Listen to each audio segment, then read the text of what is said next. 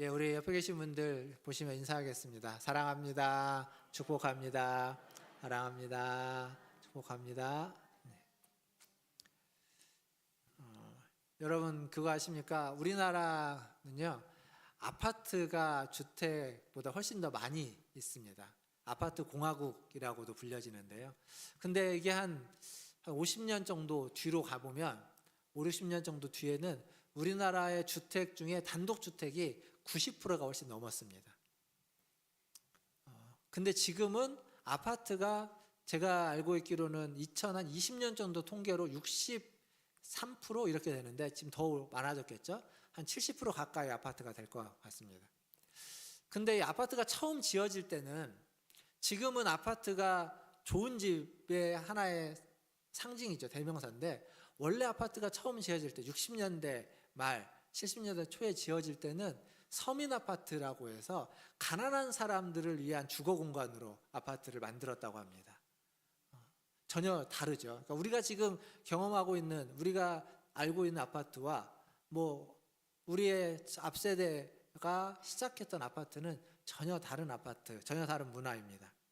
그러니까 지금은 당연해 보이는 것이 사실은 전혀 다른 배경과 역사를 가진 것들이 참 많이 있습니다. 성경도 그런 게 있습니다. 오늘 우리가 읽었던 성경이 요한계시록 22장 1절부터 5절까지 말씀인데, 성경은 원래 장과 절이 없습니다.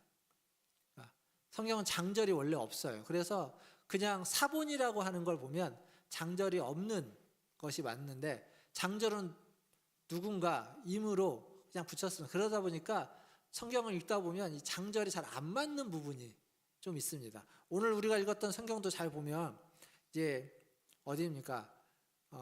생명수강이 뭐 어린 양과 보좌와 하나님과 어린 양의 보좌로서 나와서 길 가운데 흐르더라, 이렇게 딱 하고 2절을 시작하면 좋은데 갑자기 나와서에서 끊어지고 2절이 길 가운데로 흐르더라, 이렇게 절 구분이 좀 애매한 구분이 있습니다. 심지어 오늘 본문은 내용상으로 보면 21장의 결론부입니다. 그러니까 22장의 앞부분이긴 하는데 내용적으로는 21장의 결론이에요. 그래서 엄밀히 말해서 굳이 구분을 한다면 오늘 말씀 22장 1절은 21장 28절이 되는 게 맞습니다. 그래가지고 뒤에서 결론을 끝내고 22장 1절이 지금 우리가 읽었던 오늘 본문 다음 6절부터 시작하는 게 내용상으로는 맞아요. 근데 이제 장절이 그렇게 구분되어 있지 않죠. 성경 장절만 그러냐? 다른 것도 마찬가지입니다.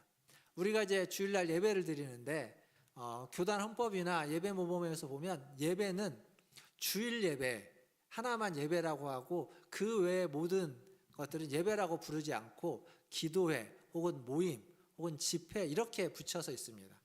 그래서 우리 주보에 보시면 주보 안쪽에 예배 안내 보면 주일 오후 예배, 수요 예배 이렇게 있죠. 엄밀히 말하면 주일 오후 기도회 혹은 주일 오후 모임, 그리고 수요 예배는 수요 기도회 이렇게 붙여져야만 맞는 겁니다.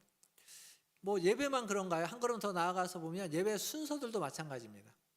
지난번에 어느 권사님이 그러셨는데 어떤 교회를 보니까 주일 예배에 사도신경을 하지 않고 주기도문을 하더라. 맞습니다. 주일 예배 시간에 예배 순서 중에 앞부분에 꼭 사도신경을 하라는 원칙이 없습니다. 주기도문을 해도 됩니다. 그리고 뒤에 가서 사도신경을 해도 되고 뭐 안 해도 상관이 없습니다. 사도신경은 원래 교리문답으로 시작했기 때문에 이제 예수를 믿는 사람들에게 당신이 믿는 하나님이 누구인지, 당신이 믿는 예수님이 누구인지, 당신이 믿는 성령님이 어떤 분인지 답을 하도록 교육한 거기 때문에 굳이 이게 예배 순서에 안 들어와 있어도 됩니다.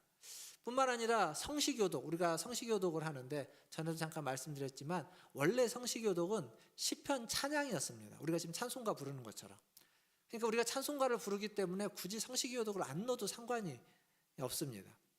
그리고 찬송가, 이따 뒤에 가서 크로스비라는 우리가 가지고 있는 찬송가에 굉장히 많은 곡을 작사 작곡한 사람 이야기를 하겠지만, 우리가 지금 부르고 있는 찬송가는 19세기 100년 전으로 가면 다 복음성가였습니다. 다 복음성가였는데 그게 찬송가로 들어왔죠. 지금 우리가 가지고 있는 찬송가에도 얼마 전까지 10년 전까지는, 그러니까 새 찬송가가 생기기 전까지는 복음성가였던 곡들이 찬송가로 들어온 곡이 여러 곡 있습니다. 그러니까 이게 정해져 있지 않다는 거예요. 원래 이랬다, 이게 맞다라고 고집 피울 필요가 없는 부분이 굉장히 많습니다.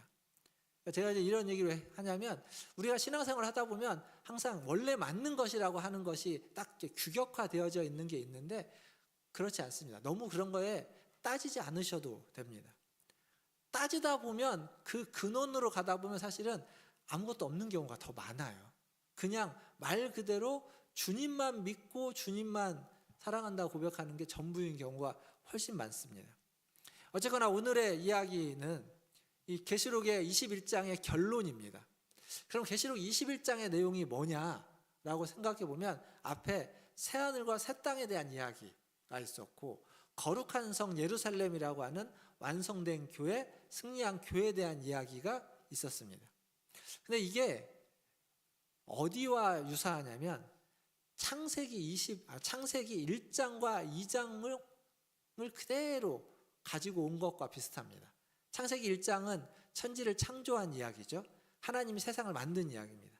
그리고 창세기 2장은 그 하나님 만든 세상 중에 에덴 동산이라고 하는 곳에 대한 이야기입니다.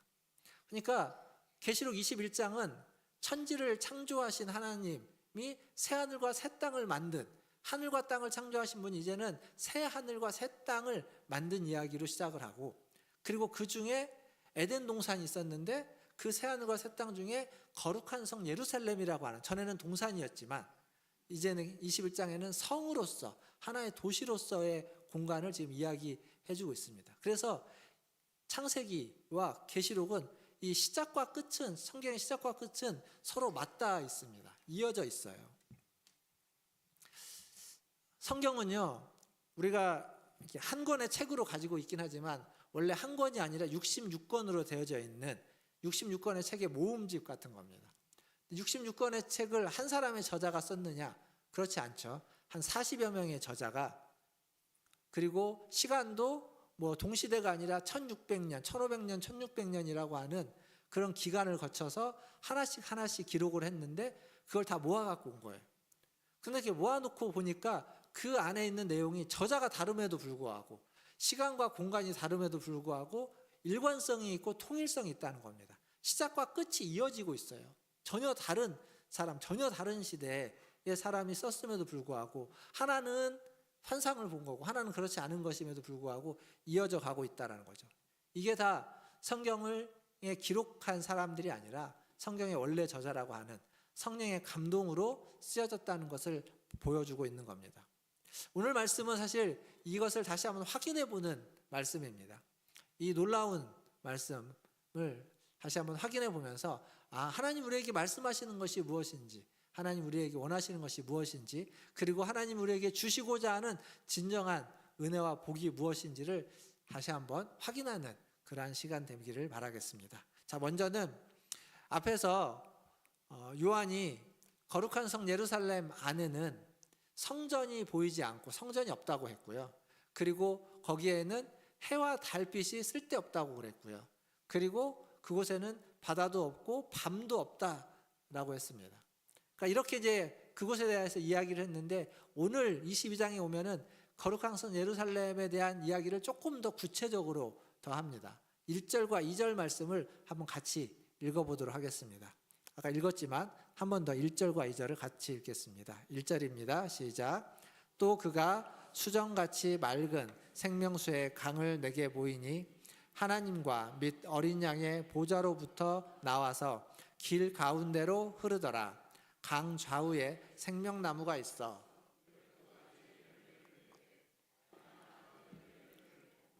그 나무 잎사귀들은 만국을 치료하기 위하여 있더라. 아멘. 여기 이제 생명수의 강이 흐르고 있고 보좌가 있고, 그리고 그 길 가운데로 그 강이 흐르는데 양옆에는 생명나무가 있고, 그 생명나무에는 매달 열매들을 맺힌다, 이런 얘기를 더 하고 있습니다. 이 말씀은요, 아까도 제가 말씀드렸던 창세기 2장에 가면 에덴 동산이 나오는데, 에덴 동산하고 이 말씀하고를 같이 연결해 보면 굉장히 유사합니다.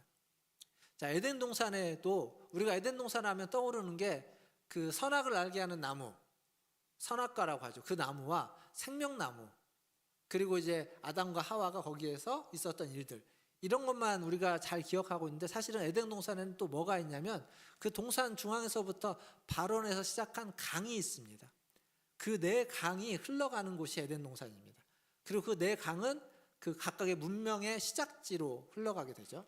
그러니까 에덴 동산에서 시작한 강이 있다라는 말씀을, 오늘 여기를 보면 에덴 동산에서 발원한 강이 있고, 그리고 거룩한 성 예루살렘은 생명수의 강이 있는데, 어디로부터 발원을 하고 있냐면 하나님과 어린 양의 보좌에서 발원한 강이 지금 흘러가고 있습니다. 그리고 또 하나 비슷하면서도 다른 게 뭐냐면, 뒤에 나오지만 생명나무, 에덴 동산에는 생명나무가 동산 중앙에 있었고, 그리고 방금 여러분 읽었던 2절에 보면 그 생명나무가 길 좌우에 있습니다. 강 좌우에. 생명나무 때 좀 더 이야기하고요. 이 보좌로부터 흘러나온 물에 대한 이야기, 성전으로부터 흘러나온 물에 대한 이야기는 에스겔서 47장에 가면 또 나옵니다. 근데 에스겔서 40장에는 어떻게 나오냐면 성전 문지방에서 물이 흘러나오는데, 그 물이, 흐르는 물이 모아져서 많아져서 강물이 되고, 그 강물이 바다로 흘러가는데, 그 물이 흐르는 곳마다, 그러니까 물과 접하는 곳마다 생명이 살아난다라는 이야기가 에스겔서 47장 이야기입니다. 처음에는 그 물이 발목까지 찼다가, 조금 뒤에는 허리까지 찼다가, 조금 뒤에는 헤엄칠 수밖에 없는 큰 강이 되어서 바다로 흘러간다. 이게 에스겔서 47장의 이야기예요. 47장 중에 9절 말씀 한 절만 한번 같이 읽어보겠습니다. 47장 9절입니다. 같이 읽겠습니다. 시작. 이 강물이 이르는 곳마다 번성하는 모든 생물이 살고,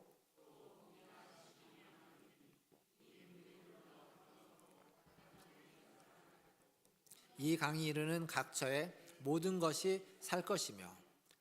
자, 이 강물이 흐르는 곳, 거기에를 접하는 모든 생물이 살아나고 살고 되살아난다.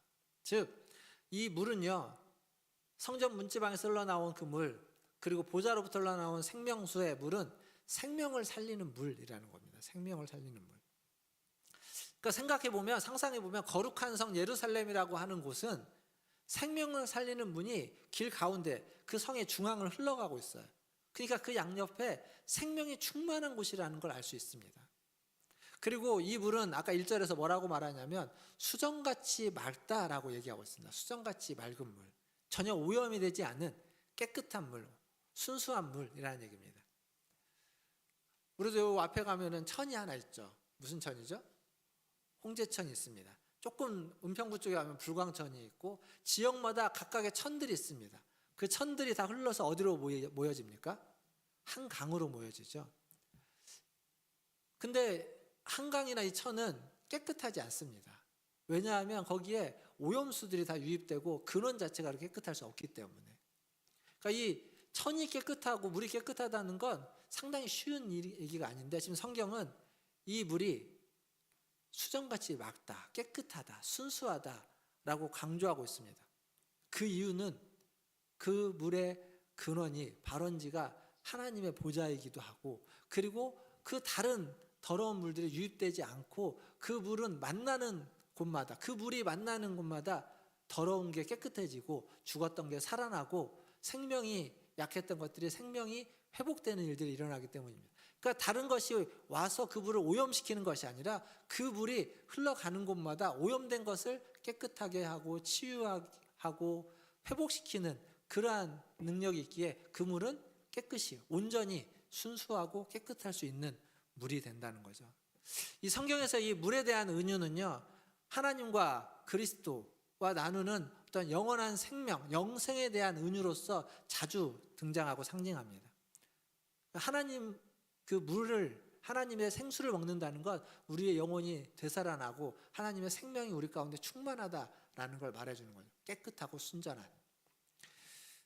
그 빅터 위고로라고 하는 작가가 쓴 소설 중에 장발장, 레미제라블이라는 소설이 있죠. 우리에게도 잘 알려져 있는, 책으로 뭐 영화로, 뮤지컬로 많이 알려져 있는 겁니다. 거기에 보면 장발장이라는 주인공이 등장하는데, 그 장발장이 빵 하나를 훔친 것 때문에 19년 동안 옥살이를 합니다. 옥살이를 다 하고 이제 출소를 하게 돼요. 출소를 했는데 그가 죄수라는 죄인이었다라는 것 때문에 아무도 그를 받아주지 않습니다. 아무도 그에게 물 한 잔, 떡 하나, 쉴 수 있는 공간을 제공해 주지 않아요. 젊고자라는 이유로 다 배척을 하고 있는데 그때 미가엘 주교라고 하는 주교가 그를 집으로 들어오게 해서 식사를 대접하고 잠을 잘 수 있도록 해줍니다. 장발장이 밥을 먹고 식사를 하고 잠을 자고 그 아침 일찍 일어나서 감사에 그냥 떠나면 되는데 그러지 못하고 은촛대와 식기를 가져가죠. 훔쳐갑니다. 근데 장발장이 그 옥살이를 하긴 했지만 그 장발장을 여전히 믿지 않던 형사는 장발장을 붙잡게 됩니다. 그리고 미가엘 주교에게 데리고 가죠. 그래서 이거 당신 집에서 이 사람이 훔쳐갖고 온 거 아니냐고. 미가엘 주교가 다 알죠. 이게 훔쳐간 가는 걸 압니다. 다 아는데 아니다고. 이건 내가 선물로 준 거다고. 아, 저것도 줬는데 왜 저건 안 가져가냐고 하면서 다른 것까지 더해서 줍니다. 성경에 지금 수정같이 맑은 생명수의 강, 물에 대해서 이야기합니다. 오염되지 않은 깨끗하고 순수한 것. 어쩌면 그건 다 아는데 몰라서가 아니라 다 아는데 조금은 다 알지만 바보처럼 다 알지만 조금은 어리석은 선택을 하는 것. 그것이 어리석은 순수함이겠죠. 어리석다고 이야기할 수 있을 겁니다. 그러나 다 알지만 모르는 사람처럼 어리석은 사람처럼 손해보고 모른 척하고 져주는 것. 어쩌면 그게 지금 성경이 이야기하고 있는 것이 아닐까. 왜냐하면 이 부분만이 아니라 성경 전체를 놓고 보면 성경은 끊임없이 하나님 다 아십니다. 하나님 우리가 어떤 사람인지 다 아시고 하나님 우리가 어떤 죄를 졌는지 아시고 우리가 얼마나 우리의 속이 우리의 안이 깨끗이 못한지를 아십니다. 그럼에도 불구하고 하나님은 모른 척 해주십니다. 그리고 기다려주십니다. 우리가 돌이키고 회개하기를 져주십니다. 우리가 때를 쓰고 우리가 요구하면 하나님은 우리를 강제적으로 억압해갖고 하나님의 뜻을 달성시키는 것이 아니라 져주십니다. 그리고 하나님의 뜻으로 우리가 바뀔 때까지 기다려주시는 분입니다. 몰라서가 아니라 다 알지만. 그게 성경에 계속 흐르는 내용이기에 여기에서 하나님이 그러시기에 깨끗하고 순수할 수 있는 거겠죠. 그 하나님 우리에게 요구하는 건 어쩌면 우리도 다 알지만 바보처럼 살아가고 순수하게 모른 척 져주는 것. 그게 완성된 거룩한 성 예루살렘에 있는 충만함이고 그게 완성된 교회, 참다운 성도들이 가져야만 하는 마지막의 모습이 아닐까 생각합니다. 그래서 저는 오늘 이곳에 모여있는 우리 문화촌제일교회 성도들, 우리 공동체가 다 알지만 세상은 알면 그 아는 걸로 자기의 이익을 취하고 당연히 내 거인 겁니다. 당연히 그래야 되는 겁니다. 그런데 그걸 몰라서가 아니라 알지만 당연히 내 걸로 취하지 않고 그냥 주고 당연히 내가 가져야 되는 들어야 되는 소리가 아니라 그냥 안 듣고 그냥 놔주고 그냥 져주는 그럴 수 있는 공동체, 그럴 수 있는 교회, 그럴 수 있는 우리 문화촌제일교회 성도들이 다 되시기를 주님의 이름으로 축원드립니다. 이어서 사도 요한이 이제 얘기하는 건 생명수를 이야기했고 생명나무에 대해서 이야기하죠.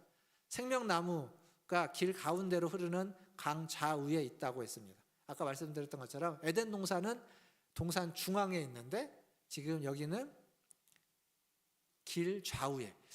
여기서 차이가 뭐냐면 에덴 동산은 길 중앙에 한 그루의 나무를 의미하는데 지금 계시록은 길 좌우에 있다는 것만으로도 한 그루가 아니라는 얘기입니다. 여러 그루가 있다는 거예요. 근데 이제 이 성경에 있는 문법에 보면 이제 그 단수, 복수 이런 게 있는데 창세기에도 생명나무는 단수로 기록되어져 있지만 계시록에 있는 오늘 우리가 했던 본문에도 생명나무는 좌우의 생명나무는 단수로 기록되어져 있습니다. 복수가 아닙니다. 신학자들은 이걸 이렇게 설명합니다. 한 그루가 있다는 얘기가 아니라 집합명사, 집합적인 단수라는 거죠. 그러니까 여러 그루가 있는데 그게 하나처럼 모여 있다라는 의미로서 단수를 썼다라고 이야기합니다. 뭐 이런 이제 신학자들의 이야기는 별로 중요하지 않는데 여기서 중요한 건 뭐냐면 그 거룩한 성 예루살렘에는 그 생명나무가 충만히 많이 있었다는 거예요. 잘 보십시오. 한 그루가 있었던 에덴 동산, 아담과 하와가 범죄했을 때 하나님이 어떻게 했습니까? 그 생명나무가 있는 에덴 동산으로부터 아담과 하와를 추방시켰습니다. 그리고 생명나무 가까이 오지 못하도록 불과 칼로써 그것들을 막았습니다. 그러니까 그 한 그루에 갈 수가 없었습니다. 먹을 수가 없었습니다. 먹지 못하도록 막았습니다. 그런데 지금 오늘 말씀을 보면 이제 그 생명나무가 길 중앙에, 길 가운데에 강이 흐르는데 그 강 옆에 쭉 나열되어 있습니다. 누구라도 와서 그 열매를 따 먹을 수 있도록. 또 열매도요, 오늘 열매도 우리가 살고 있는 우리나라에는 가을이 되면 왜 추석이 풍성하냐면 그 곡식이, 핵곡식이 나오고 과일들이 새로 맺히기 때문입니다. 나무의 과일이 1년에 몇 번 열리나요? 한 번 열립니다. 한 번. 과일이 열릴 때가 있는 겁니다. 물론 곡식은 같은 경우는 뭐 이모작도 기후에 따라서 이모작도 하고 산모작도 하지만 과일은 또 다르죠. 어쨌거나 중요한 건 오늘 우리가 읽었던 성경에 나오는 이 예루살렘 성에 있는 생명나무의 과일들은 아까 읽어봐서 알겠지만 매 달마다 열립니다. 그러니까 결실의 계절이 따로 있지 않아요. 원할 때마다 얼마든지 과실을 딸 수 있는 거라는 겁니다.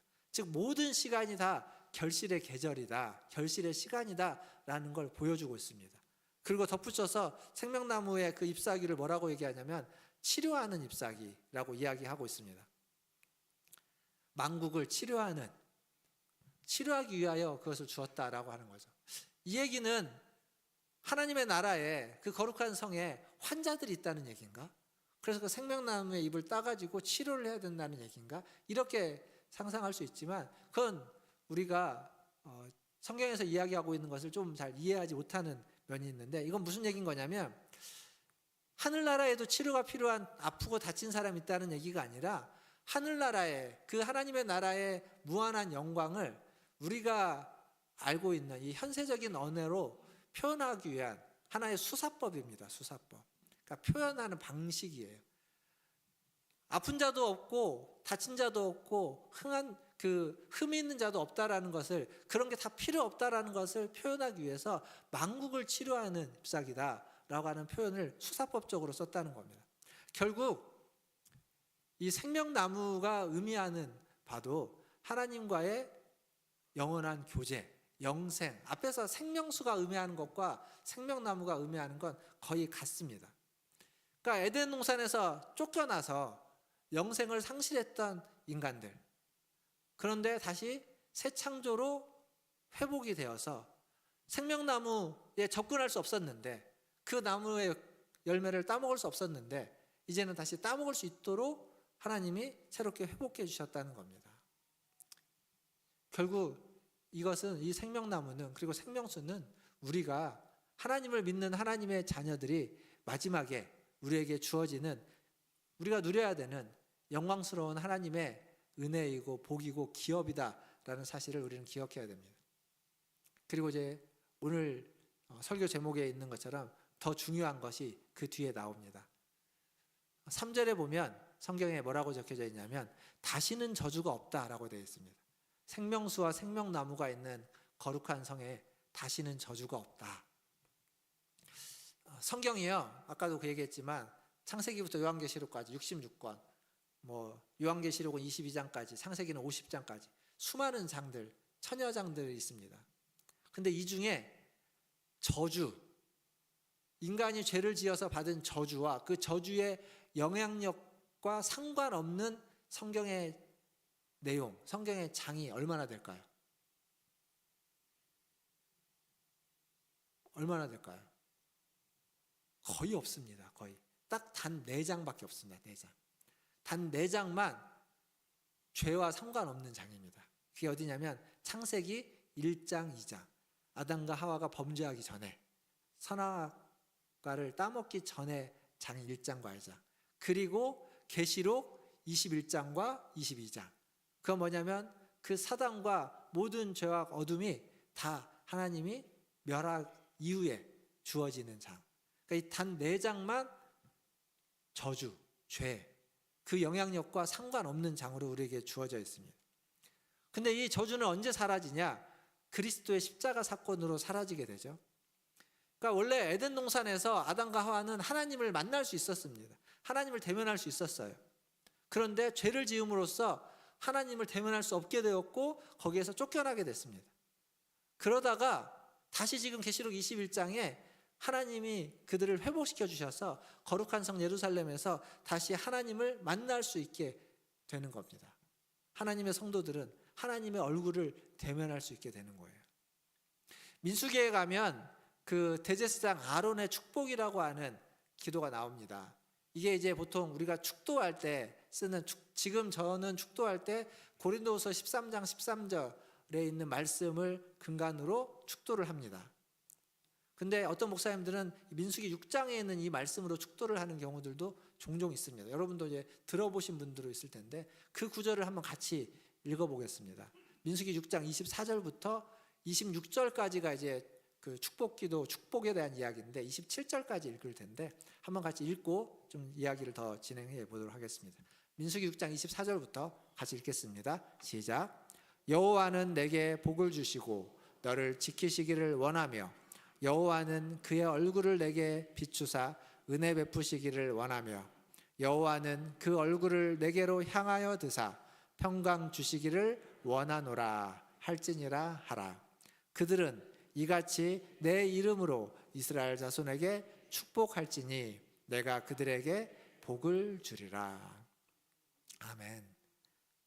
그러니까 축복하라는 거예요. 사람들을. 여호와는 내게 복을 주시고 너를 지키시기를 원하며 여호와는 그의 얼굴을 내게로 향하여 드사 은혜 베푸시기를 원하며 여호와는 그의 얼굴을 내게로 향하여 드사 평강 주시기를 원하노라. 이렇게 축복하라는 겁니다. 여기 보면 하나님의 얼굴을 내게로 비추시고 하나님의 얼굴을 내게로 향하여 든다라는 구절이 반복해서 있습니다. 하나님의 얼굴을 본 자, 성경에 하나님의 얼굴을 대면하여 본 사람이 있나요? 구약에는요, 하나님의 얼굴을 대면하여 본 자는 죽는다고 이야기합니다. 모세를 이야기할 때 모세가 얼마나 하나님과 친밀한지를 뭐라고 이야기하냐면 하나님과 대면한 자와 같다라고 표현을 씁니다. 근데 모세는 한 번도 하나님을 대면해 본 적이 없습니다. 대면할 기회가 있었어요. 근데 하나님이 모세가 자기를 대면하면 모세가 죽을 수 있기 때문에 모세를 바위 틈에다가 모세를 밀어넣고 자기가 그 앞으로 지나가신 다음에 모세는 자기의 등만 보게 합니다. 이게 이제 출애굽기 33장 뒤에 나오는 이야기예요. 성경 나중에 찾아보시면 되는데 모세가 하나님 앞에 하나님의 영광을 보여달라고 할 때 하나님 그 앞에 나타나십니다. 근데 자기를 보면 모세가 죽을 수 있기 때문에 모세를 살리기 위해서 바위 틈에다 모세를 밀어넣고 하나님 그 앞으로 지나갑니다. 그리고 모세에게 자신의 뒷모습만을 보게 합니다. 그러니까 모세는 하나님과 대면한 자처럼 하나님과 친밀했다고 이야기하지만 한 번도 하나님 얼굴을 본 적이 없습니다. 구약에는 본 자가 없어요. 보면은 죽기 때문에 하나님이 그렇게 하지 않습니다. 근데 신약은 다릅니다. 신약은 그리스도가 예수님이 지난 수요일이었나요? 수요일에 빌립이 아버지를 보여달라고 하니까 예수님이 빌립에게 뭐라고 하죠? 나를 본 자는 아버지를 보았거늘 너희가 왜 또 아버지를 찾느냐라고 합니다. 예수님을 봤다는 건 하나님을 대면하여 봤다는 겁니다. 신약에서는 하나님을 대면하여 본 자가 죽지 않습니다. 전혀 다른 거예요. 하나님의 얼굴을 뵙는다는 것. 그러니까 지금 이 완성된 교회, 거룩한 성 예루살렘, 우리가 아까 읽었던 말씀에서 4절을 보면 그의 얼굴을 본다고 되어져 있는데 그 성에서 우리에게 주어지는 가장 최고의 복은요, 하나님의 얼굴을 뵙는 겁니다. 그게 인생들에게 주어지는 가장 최고의 복입니다. 얼굴을 뵙는 것. 죄로 말미암아서 얼굴을 뵐 수 없었습니다. 앞에서 얘기한 것처럼 그 모세도 하나님을 대면하는 자와 같았다고 한 모세도 하나님 얼굴을 본 적이 없습니다. 그런데 성경은 끊임없이 하나님의 얼굴을 뵙기를 소망하는 사람들의 소망으로 가득 차 있습니다. 특별히 시편에 보시면 하나님의 얼굴 뵙기를 소망하는 사람들의 소망이 많이 나옵니다. 시편 11편 7절에 보면 이런 말씀이 있습니다. 한번 같이 읽어볼까요? 11편 7절 시작. 여호와는 의로우사 의로운 일을 좋아하시나니 정직한 자는 그의 얼굴을 배우리오다. 정직한 자는 그의 얼굴을 볼 것이다. 또 시편 17편 15절에 가보면 이런 말씀이 있습니다. 같이 읽겠습니다. 나는 의로운 중에 주의 얼굴을 배우리니 깰 때 주의 형상으로 만족하리이다. 의로운 중에 주의 얼굴을 뵐 것이다. 그리고 시편 42편 2절에 가보면 이런 말씀이 있습니다. 같이 한번 읽겠습니다. 내 영혼이 하나님 곧 살아계시는 하나님을 갈망하나니 내가 어느 때에 나아가서 하나님의 얼굴을 배울까. 하나님의 얼굴을 뵙고 싶다는 겁니다. 언제나 그게 가능할까. 이게 시인들의 소망입니다. 시인들의 소망. 예수님은 어떤 자가 하나님의 얼굴을 볼 수 있느냐라고 할 때 산상수훈에서 마태복음 5장 8절에서 이렇게 얘기합니다. 마음이 청결한 자는 복이 있나니 그들이 하나님을 볼 것이며. 어떤 자가 하나님을 본다고요? 마음이 청결한 자. 아까 시편에서 보면 정직한 자, 의로운 자, 목마른 사슴이 시냇물을 살듯이 하나님을 갈망하는 자, 그런 자들이 하나님의 얼굴을 본다라고 이야기합니다. 사랑하는 성도 여러분, 정직하고 의롭고 마음이 청결해서 하나님의 얼굴을 뵐 수 있는 그러한 우리 교회 성도들 다 되시기를 주님의 이름으로 축원드립니다. 이제 말씀을 맺겠습니다. 아까 제가 찬송가 얘기를 했는데요. 19세기에 많은 찬송들이 쓰여져 있는데 그 중에 이제 페니 크로스비라고 하는 한 작사 작곡가가 있습니다. 이 작사 작곡가가 쓴 찬양이 한 7, 8천 곡이 됩니다. 엄청나게 많이 작사 작곡을 했어요. 근데 이 분이 쓴 곡 중에 우리가 가지고 있는 찬송가에 들어온 곡들이 되게 많아요. 예수를 나의 구주 삼고, 그 다음에 예수 나를 위하여, 나의 갈 길 다가도록, 인내하신 구세주여, 이런 곡들 다 크로스비가 작사 작곡한 곡들입니다. 근데 원래 이 곡은요 다 복음성가였습니다. 그때 당시에 19세기 찬송가 곡이 아니라 복음성가로 만들어졌던 곡이 이제 이후에 우리가 갖고 있는 찬송가로 들어와서 지금 찬송가로 있는 거예요. 근데 이 크로스비는 태어나자마자 6주 만에 의로사교로 실명을 하게 됩니다. 어려서 눈을 실명을 하게 돼요. 그리고 크로스비는 94세를 삽니다. 94세에 이제 돌아가시게 되는데, 그러니까 생각해 보시죠. 눈이 안 보이니까 안 보이는 그때 수많은 곡들을 작곡을 한 거예요. 근데 이 크로스비가 살아생전에 했던 고백 중에 이런 고백이 있습니다. 제가 그 고백을 읽어줄 텐데 뭐라고 얘기하냐면, 내가 살아생전에 눈을 떠서 보기를 원하지 않는 것은 내가 지금 살아있는 동안 눈을 뜨기를 원치 않는다. 왜냐하면 내가 천국에 이르렀을 때 내 눈이 제일 먼저 보고 좋아할 수 있는 얼굴이 나의 주님 얼굴이었으면 좋겠기 때문이다. 그러니까 평생을 94년을 깜깜한 세상에서 살았습니다. 얼마나 보고 싶겠습니까? 근데 이 크로스비는 이 땅에서는 보고 싶지 않다고, 나중에 하나님 나라에 가서 내가 눈을 떠서 가장 먼저 내 눈에 보이는 그 보이는 것이 하나님의 얼굴이었으면 좋겠다. 그래서 이 땅에서는 눈이 떠지기를 원치 않는다. 그렇게 얘기했습니다. 사랑하는 성도 여러분, 여러분은 이런 소망을 갖고 계십니까? 하나님의 얼굴을 뵙고 싶은 소망, 하나님의 얼굴을 뵙기 위해서 주의 깨끗하심처럼 나 자신도 깨끗하게 마음이 청결한 자가 되기를, 정직한 자로, 의로운 자로 살기를 애쓰고 계십니까? 하나님의 얼굴을 뵙는 날을 소망할 때 이 땅에서의 고난과 고통을 이겨낼 수 있습니다. 왜 1세기의 초대교회 성도들이 그 끔찍한 박해를 견딜 수 있었느냐? 그래서 하나님의 얼굴을 배울 날을 그들은 곧 올 거라고 믿고 소망했기 때문입니다. 멀지 않아 주님이 다시 오실 거라고 믿기에 그 끔찍한 고난과 그 무서움을 견뎌낼 수 있었던 겁니다.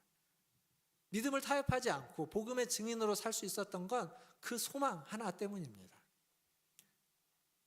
우리도 매일매일 살아가는 삶의 자리에서, 일상 속에서 믿음으로 살아갈 때, 믿음으로 인내하고 복음으로 증인으로 하나님의 자녀답게, 하나님의 영광스러운 교회답게 살아가려면 그 소망이 우리에게 있어야 됩니다.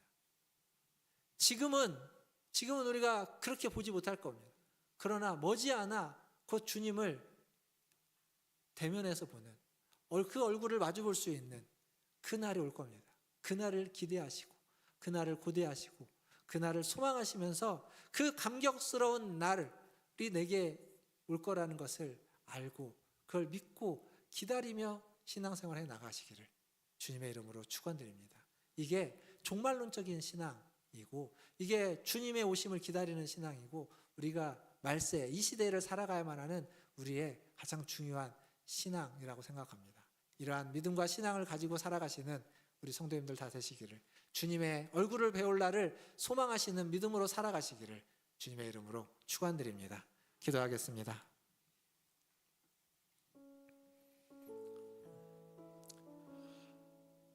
하나님의 얼굴을 뵙는 것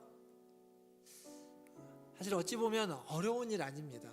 왜냐하면 옆에 있는 우리 지체들의 얼굴 속에 하나님의 형상이 담겨져 있기 때문입니다.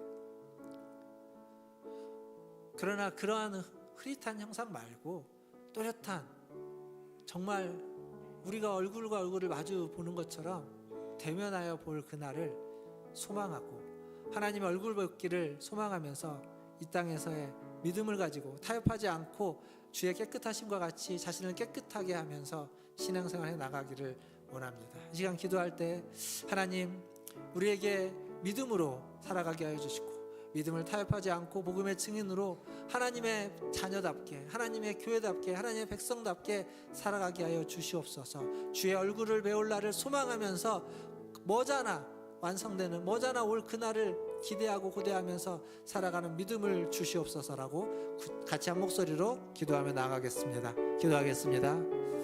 하나님 아버지 이 시간 하나님의 은혜를 구합니다. 하나님 이 시간 주의 자비를 구합니다. 하나님 이 시간 주님 앞에 아버지 하나님 나와 예배한 우리 성도들을 위하여 아버지들을 축복합니다. 주님 함께하여 주시옵소서. 하나님을 만나는 그 날을 하나님 사모하며 하나님을 만나는 그때를 아버지 하나님 고대하며 하나님을 만나는 그 순간을 아버지 하나님 생각하면서 하나님 지금 겪고 있는 일 지금 행하고 있는 일 지금 살아가는 순간들을 살아내고 이겨낼 수 있게 하여 주시옵소서. 하나님 그래서 주님이 우리에게 주시는 그 주님의 얼굴을 하나님 대면할 때 부끄럽지 않고 하나님 그의 그 합당한 삶을 살았다고 생했다고 인정받고 칭찬받을 뿐만 아니라 하나님 앞에 하나님 볼 수 있는 그러한 믿음의 사람 그러한 주의 자녀들 그러한 하나님의 백성들 다 되게 하여 주시옵소서. 여전히 우리는 하지만 하나님 여전히 우리는 연약하지만 그러나 우리를 있는 모습 그대로 바라보시고 이끄시고 하나님 우리를 붙잡아 주님 그리고 그리스도의 십자가로 말미암아서 우리를 새롭게 하시고 성령으로 말미암아서 우리를 깨끗하게 하셔 주시는 주님 그 주님 앞에 오늘도 나와 기도하며 그 주님을 사모하며 그 주님을 만날 그날을 소망하며 하나님 살게 하여 주옵소서. 하나님 그 스러운 날을 기대하면서 살아갈 수 있는 하나님 우리 존재의 성도들 되게 하여 주옵소서. 하나님 이 시간 하나님 앞에 나와 예배합니다. 이 시간 하나님 앞에 나와 기도합니다. 하나님 이 시간 이 자리에서 우리의 예배를 받으시고 우리의 기도를 들어주시옵소서. 하나님 무엇보다도 아버지 하나님 우리의 마음이 우리의 심령이 주의 깨끗하심을 닮아 따라 깨끗해지게 하여 주시고 청결케 되게 하여 주시고 정직하게 하며 거룩하며 의롭게 되게 하여 주시옵소서. 그래서 주의 얼굴을 뵐 수 있는 그날 부끄럽지 않게 주님을 마주할 수 있도록 주님을 대면할 수 있도록 하나님 그 날과 그 시간을 하나님 그 순간을 기대하고 고대하고 소망할 수 있도록 아버지 하나님 우리에게 은혜를 베풀어 주시옵소서. 그 믿음으로 그 소망으로 하나님 살아가게 하여 주시고 하나님 그렇게 주님을 만나는 그날에 그렇게 주님을 대면하는 그날에 하나님 우리 안에 기쁨과 감사와 감격이 충만해지게 하여 주시옵소서. 모든 것 주님께 의탁하며 우리 구주 예수님의 이름으로 기도하옵나이다. 아멘.